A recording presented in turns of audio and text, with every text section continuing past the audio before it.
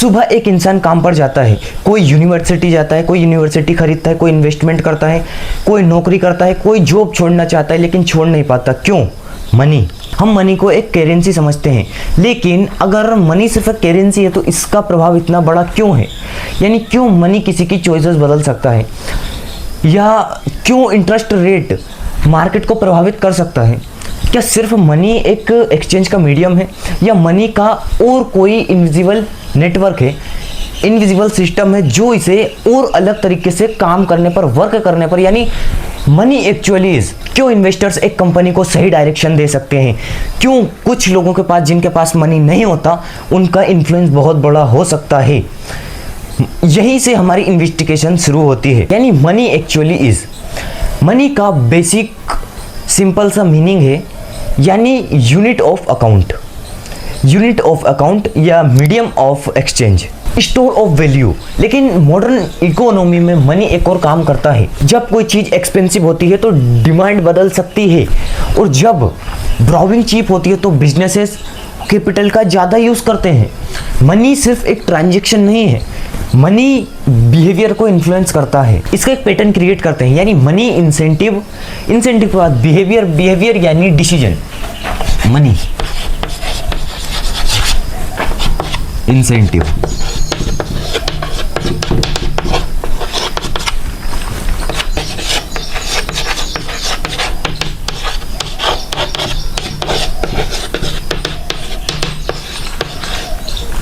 Economy output, economic output. यानी अब एक चीज समझो, मनी इंसेंटिव, जहां मनी रिवर्ट करता है वहीं बिहेवियर बदलना शुरू हो जाता है, क्योंकि मनी यानी इंसेंटिव। अब जो मनी है वो इंसेंटिव्स को प्रभावित करता है, क्योंकि अगर आप किसी भी फंडामेंटल को जानना चाहते हो तो आपको उसके इंसेंटिव्स देखना चाहिए, जिसकी हमने पिछली डॉक्यूमेंट्रीज में या पिछली वीडियोस में भी बातें की हैं। इस सीरीज के पार्ट 1, 2 या 3 जो भी 3 पार्ट निकल चुके हैं उनमें भी शायद हमने इसकी बात की है, इंसेंटिव्स की। अगर नहीं की होगी तो इसका एक अलग से डॉक्यूमेंट्री रेडी है, जिसका डिस्क्रिप्शन में लिंक मिल जाएगा, आप वहाँ से वॉच कर सकते हो इसे। बाकी मनी इंसेंटिव्स, क्योंकि अगर बिहेवियर देखना है तो आपको इंसेंटिव को देखना पड़ेगा, तो अब मनी इंसेंटिव को इन्फ्लुएंस करता है। उसके बाद इंसेंटिव बिहेवियर को, तो मनी डायरेक्ट बिहेवियर को इन्फ्लुएंस नहीं करता, मनी इंसेंटिव से ये आपको पता चल सकता है कि मनी बिहेवियर को इन्फ्लुएंस करता है। उसके बाद जो भी डिसीजन होता है वही इकोनॉमी में रिजल्ट बनकर आता है। ये चीज़ सिंपल सा फंडामेंटल है, यही हमारा पैटर्न है। अब एक एग्जांपल से समझो, एक कॉफ़ी 2 रुपए की है और दूसरी कॉफ़ी 8 रुपए की है, तो सिंपल सी बात है, आपका माइंड 8 रुपए वाली कॉफ़ी पे क्वेश्चन करेगा, क्या 8 रुपए वाली कॉफ़ी ज़्यादा वैल्यूएबल है? शायद नहीं। फिर भी प्राइस ने आपका यानी डिमांड बदली, क्योंकि प्राइस आपको इन्फॉर्मेशन देता है, आपकी डिमांड देखता है, या प्रोड्यूसर्स को ये बताता है कि रिसोर्सेज कहाँ लगाने चाहिए। यानी सिंपल सी बात है, यहाँ प्राइस ने आपको इन्फ्लुएंस किया, क्योंकि आपको 2 रुपए की कॉफ़ी और 8 रुपए की कॉफ़ी, क्योंकि आपको $2 रुपए की कॉफ़ी और 8 रुपए की कॉफ़ी में अलग अलग डिफरेंस लगा, वो भी सिर्फ प्राइस की वजह से। यानी प्राइस ने आपको इन्फ्लुएंस किया। दुनिया के अलग अलग हिस्से में बैठे हुए लोग बिना एक दूसरे को जाने प्राइस सिग्नल के जरिए थॉट रेट करते हैं। यही इकोनॉमिक मार्केट की एक्स्ट्रा ऑर्डिनरी पावर है। अब बिजनेस पर आओ, लेकिन उससे पहले यहाँ इसे यानी चेंज करना होगा, क्योंकि आउटपुट नहीं, आउटकम, इकोनॉमिक आउटकम।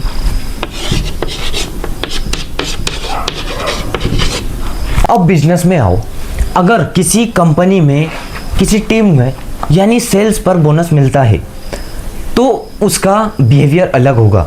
अगर किसी फाउंडर को लॉन्ग टर्म ओनरशिप मिलती है तो उसका होर्जन अलग हो सकता है। किसी इन्वेस्टर को लॉन्ग टर्म परफॉर्मेंस पे अच्छा रिटर्न मिलता है तो उसका बिहेवियर अलग हो सकता है। यानी अगर आप जानना चाहते हो कि किसी कंपनी का, किसी सिस्टम का बिहेवियर कैसा है, तो आपको सिंपल सी बात है, उसका इंसेंटिव देखना चाहिए, यानी रिवॉर्ड इंसेंटिव बिहेवियर।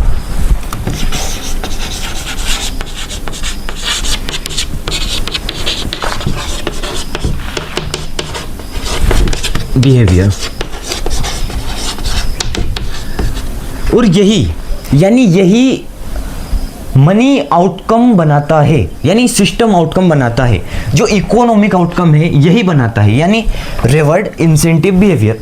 अगर आप जानना चाहते हो, क्योंकि मेन फंडामेंटल क्या है, अगर कहीं किसी कंपनी में सेल्स पर कि अगर आप ज़्यादा सेल्स करोगे तो आपको बोनस मिलेगा, तो सिंपल सी बात है उस टीम का, उस मेंबर्स का फोकस सिर्फ और सिर्फ सेल्स पर ज़्यादा रहेगा, उसका होर्जिन बदल सकता है, क्योंकि रिवॉर्ड के जरिए, क्योंकि बोनस मिलेगा। अब बोनस रिवॉर्ड इसी चीज़ पे मिल रहा है, तो उसके इंसेंटिव देखो आप, इंसेंटिव के जरिए आप उसके बिहेवियर को समझ सकते हो, यही एक्स्ट्रा ऑर्डिनरी पावर है। अब मनी की दूसरी लेयर पर आओ। अब मान लो, यानी क्रेडिट, मेन फंडामेंटल है क्रेडिट। अब मान लो आज किसी फैक्ट्री, किसी कंपनी के पास, किसी फाउंडर के पास पर्याप्त कैश नहीं है, तो वो क्रेडिट के जरिए फ्यूचर एक्टिविटी को प्रेजेंट में एक्टिव कर सकता है। यहाँ पर क्या हो सकता है, अब मनी, यानी मनी आया क्योंकि उसके पास ब्राउ है, कैपिटल है, अपॉर्चुनिटी है, तो मनी आया यानी फ्यूचर एक्टिविटी प्रेजेंट में एक्टिव हो गई। अब ये तो हो गई, अब इसके बाद फैक्ट्री बनी, प्रोडक्शन बढ़ा या एम्प्लॉइज़ हायर हुए, तो यहीं से प्रोडक्शन बढ़ा और कैश फ्लो जनरेट होने लगा। तो ये यानी पास्ट, फ्यूचर, प्रेजेंट तीनों को कवर कर सकता है। लेकिन अगर यही ब्राउ जो हमने पिछले पार्ट में समझा था, या यानी ब्राउ जो अगर एक्सपेंसिव हो जाए तो आपके फ्यूचर की इनकम खा सकता है, फ्यूचर को बर्बाद कर सकता है, यानी फ्यूचर की इनकम खा सकता है। क्योंकि जैसे फॉर एग्जांपल आपने क्रेडिट से पैसे लिए, अब आपने क्रेडिट से पैसे लिए लेकिन सारा के सारा पैसा, यानी आपने फ्यूचर की इनकम को उधार लिया और वो भी फ्री नहीं होती, उसमें फीस लगती है, अपॉर्चुनिटी कॉस्ट लगती है, इंटरेस्ट लगता है, यानी वो फ्री नहीं होती। तो आपने वो पैसा ले लिया लेकिन एक्सपेंसिव में जा रहा है, यानी एक्सपेंसिव चीज़ों में जा रहा है, फालतू के खर्चों में जा रहा है, कंज्यूमेशन में जा रहा है, तो वो आपकी फ्यूचर इनकम पर प्रेशर पड़ेगा और फ्यूचर इनकम खा जाएगा। यही फंडामेंटल है, क्योंकि अगर प्रोडक्शन नहीं बढ़ेगा, यानी मनी को इसी जगह लगाओ जहां प्रोडक्टिव सिस्टम्स हों। अगर प्रोडक्टिव सिस्टम में जाएगा मनी तो वहां कैश फ्लो जनरेट करेगा। तो कैश फ्लो यानी पास्ट, प्रेजेंट और फ्यूचर, यानी तीनों को ही कवर कर लेगा। अब टाइटल का सबसे danger question, who controls money? क्या कोई एक व्यक्ति? नहीं, सेंट्रल बैंक्स, यानी मॉडर्न मॉनेटरी सिस्टम में सेंट्रल बैंक्स या मॉनेटरी पॉलिसी के थॉट, इंटरेस्ट रेट्स और लिक्विडिटी कंडीशंस को इन्फ्लुएंस करते हैं, और केमिकल बैंक क्रेडिट क्रिएट और इलेक्ट करते हैं। गवर्नमेंट टैक्सेस ब्रांडिंग के थॉट, डिमांड और रिसोर्स को इन्फ्लुएंस करती हैं। गवर्नमेंट यानी बिजनेस कैपिटल इलेक्ट करते हैं। इन्वेस्टर्स कैपिटल को एक कंपनी से दूसरी कंपनी में मूव करते हैं, और कंज्यूमर्स ये अपनी स्पेंडिंग थॉट के जरिए डिमांड क्रिएट करते हैं। यानी मनी की पावर एक हाथ में नहीं बैठी, ये लगातार मूव करती रहती है, चलती रहती है, फ्लो करती रहती है इंस्टीट्यूशन से इंसेंटिव्स। यानी ये जो फंडामेंटल है ये सारा के सारा रिपीट होता रहता है बार बार, यानी ये साइकिल रिपीट होती रहती है, यानी ये पावर किसी एक बंदे के हाथ में नहीं है। अब इस सिस्टम की एक पावरफुल लेयर, जब ब्रोविंग कास्ट कम होती है तो इन्वेस्टर्स यानी इन्वेस्टमेंट और परचेज ज़्यादा अट्रैक्टिव हो सकते हैं, लेकिन जब ब्रोविंग कास्ट बढ़ती है तो यही एक्सपेंसिव हो सकते हैं, क्योंकि इसका असर इन्वेस्टमेंट पे पड़ता है, हाउसिंग पे पड़ता है, कंज्यूम ब्राउजिंग पर, एसेट वैल्यूएशन पर, सेविंग्स पर। इमेजिन करो एक यंग कपल घर खरीदना चाहता है, उन्हें एक प्रॉपर्टी पसंद आती है, लेकिन उनकी मंथली पेमेंट से वो यानी हेविली जो इंटरेस्ट रेट है वो हेविली अफोर्डेड हो सकता है। उसी हाउस की प्राइस वही होती है, लेकिन उसकी फाइनेंसिंग कास्ट बदल जाती है, तो सडनली जो हाउस कल अफोर्डेबल था आज अफोर्डेबल नहीं लगता। हाउस नहीं बदला, उनकी ज़िंदगी नहीं बदली, लेकिन बदला प्राइस। और यही मॉनेटरी पॉलिसी का रियल लाइफ यानी एवरीडे लाइफ कनेक्शन है। और जिस डायरेक्शन में मनी फ्लो करता है वहाँ यानी इन्वेस्टमेंट और ग्रोथ की कैपेसिटी और पॉसिबिलिटीज़ बदल सकती हैं। इसका पैटर्न क्रिएट करते हैं, यानी इसका जो मनी, इसका बेसिक लूप समझते हैं मनी इलेक्शन, कैपिटल इलेक्शन का। यानी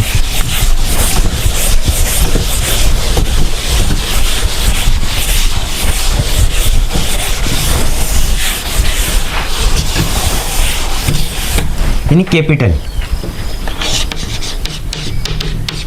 अब कैपिटल, इसके बाद अपॉर्चुनिटी,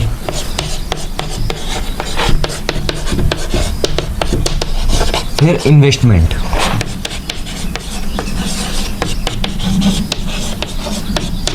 इन्वेस्टमेंट ग्रोथ, इसके बाद फिर मोर कैपिटल।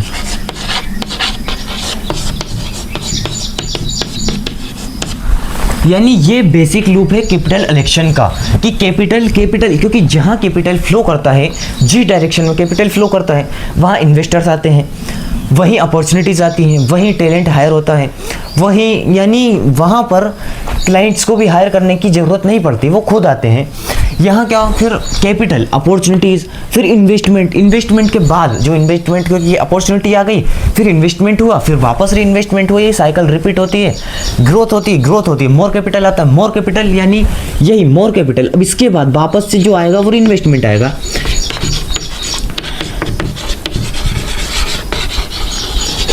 तभी कंपनी की बिजनेस की ग्रोथ होती है, क्योंकि यही री इन्वेस्टमेंट जो फंडामेंटल है, यही मोर कैपिटल, फिर री इन्वेस्टमेंट, तो फिर कैपिटल, अपॉर्चुनिटी, इन्वेस्टमेंट, ग्रोथ, फिर मोर कैपिटल, फिर री इन्वेस्टमेंट, ये साइकिल रिपीट होती रहती है। अब कंपनी लेवल पर देखो, अगर किसी बिजनेस के पास ज़्यादा कैपिटल है तो वो कॉम्पिटिटर्स को एक्वायर कर सकता है, रिसर्च कर सकता है, टेक्नोलॉजी में इन्वेस्टमेंट कर सकता है, टैलेंट हायर कर सकता है। यानी मनी, कैपिटल सिर्फ बैलेंस शीट का नंबर नहीं है, मनी इज ऑप्टिनेटली, यानी मनी एक पावर है जो आप अपने कॉम्पिटिटर्स को यानी एक्वायर कर सकते हो, या आप अपने डिस्ट्रीब्यूशन को एक्सपेंड कर सकते हो। यानी capital is a very important. जिसके पास, जिस कंपनी के पास, जिस बिजनेस के पास ज़्यादा स्ट्रॉन्ग फाइनेंशियल रिसोर्सेज हैं, वो सिंपल सी बात है ज़्यादा तेज़ी से ग्रो करेगी अगर डायरेक्शन भी सही है। मेन फंडामेंटल यही है, कैपिटल सिर्फ एक बैलेंस शीट का नंबर नहीं है। ये हमने पहले भी बात की कि अगर आप इन्वेस्टमेंट भी करना चाहते हो, अब अगर आप एक इन्वेस्टर्स हो तो आपको सिर्फ उसके प्रेजेंट नंबर नहीं देखना है, आपको इंसेंटिव देखना है। वो चीज़ यहाँ उसका प्रिंसिपल एक इनविजिबल तरीके से लागू होता है। क्यों? क्योंकि आप अगर सिर्फ मनी की पावर नहीं देखते, आप सिर्फ मनी को देखते हो, ट्रस्ट, रेपुटेशन, इन चीज़ों को नहीं देखते हो, तो शायद ना तो टैलेंट हायर होगा और ना कुछ होगा। क्योंकि मनी की पावर है, लेकिन उससे पहले ट्रस्ट, रेपुटेशन, रिलेशनशिप, ये चीज़ें हैं। यही रीज़न है कि ग्रेट फाउंडर्स सिर्फ रेवेन्यू नहीं देखते, वो पूछते हैं अगला मनी का कैपिटल वैल्यूएबल इलेक्शन, यानी यूज़ कहाँ हो सकता है, मार्केटिंग में, फैक्ट्री में, क्रेडिट प्रीपेमेंट में, रिसर्च में, टेक्नोलॉजी में, इन्वेस्टमेंट में, स्किल में, या कॉम्पिटिटर एक्वायरिंग में, इन्वेस्टिगेशंस में। यानी मेन चीज़ जो है वो यही है कि हर डिसीजन आपका कैपिटल इलेक्शन डिसीजन है। यही बात है कि मनी की, बिजनेस की लॉन्ग टर्म क्वालिटी इस बात से तय नहीं होती कि अभी कितना रेवेन्यू है, इस बात से तय होती है कि इसका कैपिटल कहाँ यूज़ किया जा सकता है और कहाँ तक जा रहा है। इन्वेस्टर्स के लिए भी यही प्रिंसिपल है, वो सबसे पहले तो ये पूछे कि कंपनी का कैपिटल कहाँ लगाया जा रहा है, और दूसरा क्या मैनेजमेंट कैपिटल को प्रोडक्टिव अपॉर्चुनिटीज़ में लगा रहा है, ये चीज़। क्योंकि एक जो लुकिंग बिजनेस है वो एक सही कैपिटल इलेक्शन से बहुत ज़्यादा पावरफुल बन सकता है समय के साथ, और वहीं दूसरा जो अच्छा बिजनेस है लेकिन गलत रॉन्ग कैपिटल के साथ, कैपिटल इलेक्शन गलत जगह है, तो वहीं वो लॉस हो सकता है, यानी खत्म हो सकता है। अब वापस टाइटल पर चलो, यानी why does money create more than you think. क्योंकि मनी सिर्फ परचेसिंग पावर नहीं देता, मनी चॉइस आर्किटेक्चर बदलता है। अगर किसी जॉब यानी सैलरीड मैन के पास सेविंग्स है तो वो जॉब छोड़ने की पोजीशन में हो सकता है। अगर किसी गवर्नमेंट के पास मनी है तो उसकी कैपेसिटी अलग हो सकती है। अगर किसी कंपनी के पास मनी है, कैश फ्लो है, तो वो यानी डाउन टर्न कर सकती है। मेन फंडामेंटल ये है कि मनी सिर्फ मनी नहीं है, वो हमारी चॉइसेस को भी कंट्रोल करता है, वो हमें एक खुला डिसीजन लेने में बहुत ज़्यादा हेल्प करता है। लेकिन यहाँ एक डीपर डिस्टिंक्शन है, अगर बहुत ज़्यादा मनी होना यानी फाइनेंशियल फ्रीडम होना नहीं होता। क्योंकि अगर आपकी इनकम बहुत ज़्यादा हाई है लेकिन ऑब्लिगेशंस उससे ज़्यादा हैं तो वो फ्रीडम लिमिटेड हो सकती है। लेकिन अगर एसेट इनकम जनरेट करते हैं तो बात अलग हो सकती है। इसलिए क्वेश्चन ये है, तो सोल्यूशन अलग हो सकते हैं। इसलिए वेल्थ का डीपर क्वेश्चन है, how much control do your financial resources give you over your future. यानी इनकम सेविंग कैपिटल से एक पैटर्न बनाते हैं इसका, यानी मनी की यही पूरी जर्नी बनाते हैं। इनकम, सेविंग, कैपिटल, ओनरशिप, ऑप्टिनिटी,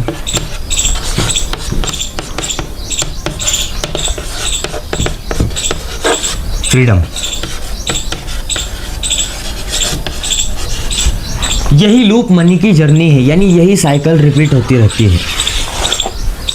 ऐसा जरूरी नहीं हर एक बंदे के लिए, क्योंकि अगर वो एक्सपेंसेस कंज्यूमेशन में इनकम उजाड़ देता है, खत्म कर देता है, तो उसके लिए थोड़ी बातें अलग हो जाती हैं। और यही हमारा जो रियल फ्रेमवर्क आ जाता है वो आ जाता है मनी, यानी इधर साइड में मनी, प्राइस, इंसेंटिव, इंसेंटिव्स, इसके बाद behaviour, capital election, power, choice, freedom. यानी मनी की वैल्यू इस बात से तय नहीं होती कि आप क्या खरीद सकते हो, मनी की वैल्यू इस बात से तय होती है यानी आपको क्या करने की फ्रीडम मिलती है। दुनिया में करेंसी अलग है, लैंग्वेज अलग है, या हर एक फंडामेंटल अलग है, लेकिन हर एक सोसाइटी में एक चीज़ जो है वो सेम है, वो है इंसेंटिव। और उनके सेंटर में मनी है। मनी लोगों को रिवर्ट करता है, प्राइस सिग्नल्स देती है, क्रेडिट फ्यूचर को प्रेजेंट से जोड़ता है, कैपिटल अपॉर्चुनिटीज को फंड करता है, इंटरेस्ट रेट डिसीजन को इन्फ्लुएंस करती है, और इन सब का कॉम्बिनेशन पूरी इकोनॉमी के बिहेवियर को शेप करता है। इसलिए जब तुम अगली बार किसी कंपनी को देखो, सिर्फ ये मत पूछो कि ये कितना पैसा कमाती है, पूछो ये पैसा कहाँ से आता है, कहाँ जाता है, किसे रिवर्ट करता है, किस बिहेवियर को एक्सक्रेज करता है, और सबसे इंपॉर्टेंट इस कैपिटल के फ्लो से पावर किसके पास जा रही है। क्योंकि मनी सिर्फ वेल्थ की लैंग्वेज नहीं है, money is the language of incentives, और इंसेंटिव्स बिहेवियर को शेप करते हैं, बिहेवियर सिस्टम्स बनाता है, और सिस्टम्स दुनिया को शेप करते हैं। हु कंट्रोल्स मनी, शायद आंसर किसी एक व्यक्ति का नाम नहीं है, इसका असल आंसर है जो व्यक्ति incentives, systems, capital, network, election, इन सबको समझता है, वही इकोनॉमिक सिस्टम को और बेहतर बना सकता है। और शायद यही इनविजिबल फॉर्म ऑफ इंटेलिजेंस है, क्योंकि सिर्फ पैसा कमाना नहीं, ये समझना कि दुनिया में पैसा कैसे काम करता है, समझता है। बाकी अगर आपका कोई भी डाउट है, कोई भी क्वेश्चन है, तो कमेंट बॉक्स में कमेंट कर देना। आज की इस वीडियो में इतना ही। इसके बाद हमारी पार्ट 5 आएगा हमारी सीरीज़ का। बाकी मिलते हैं कुछ नेक्स्ट वीडियो में, तब तक